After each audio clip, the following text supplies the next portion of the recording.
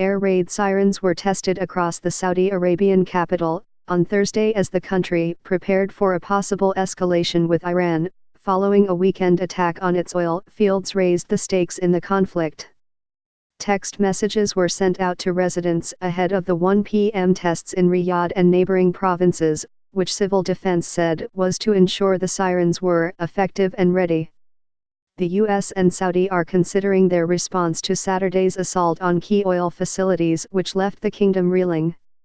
Asked whether military retaliation was being considered, Prince Faisal bin Farhan, Saudi's ambassador to Germany, said everything is on the table. Donald Trump, the U.S. president, has struck a more cautious note, saying there were many options short of war with Iran. He said there was plenty of time to do some dastardly things. We'll see what happens. The Trump administration has reportedly been briefed on a number of possible options for retaliatory action against Iran, which is believed to be behind the assault, including a cyber attack or physical strike on Iranian oil facilities or Revolutionary Guard Corps assets.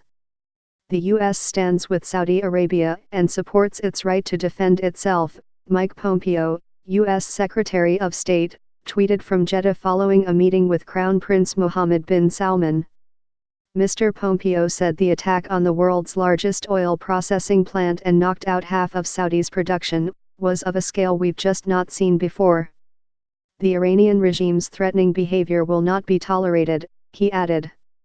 Javad Zarif, Iran's foreign minister, said any U.S. or Saudi military strike against Iran would result in all-out war. Act of war or agitation for war, he said in a tweet. For their own sake, they should pray that they won't get what they seek. In an interview later with CNN, he said, I am making a very serious statement that we don't want war, we don't want to engage in a military confrontation. But we won't blink to defend our territory. Riyadh, which said it is still investigating the assault, on Wednesday displayed the remnants of 25 Iranian drones and missiles it said were used in the strike as undeniable evidence of Iranian aggression. Lieutenant Colonel Turki al-Maliki, a Saudi military spokesman, said the kingdom had recently intercepted 282 ballistic missiles and 258 UAVs or drones. The bulk of these are likely to have come from Yemen. The Iran-backed Yemeni Houthis claimed responsibility for the attack, but Riyadh said the missiles had been fired from the north, not Yemen to the south. One working theory being considered by U.S. intelligence is that the cruise missiles were launched from Iran and programmed to fly around the northern Persian Gulf through Iraqi airspace instead of directly across the Gulf where the U.S. has much better surveillance. Such a hypothesis would explain how they were not picked up and intercepted by Saudi's costly missile defense system. American military officials have visited the Aramco sites in Quraysh and Abqaiq, eastern Saudi Arabia, to inspect and collect the debris for intelligence. The UN has also sent an international team of experts to Saudi to investigate.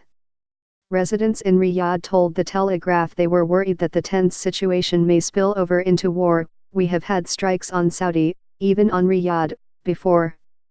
But this feels different. The Houthis, we can deal with, said Khaled, who did not wish to give his last name.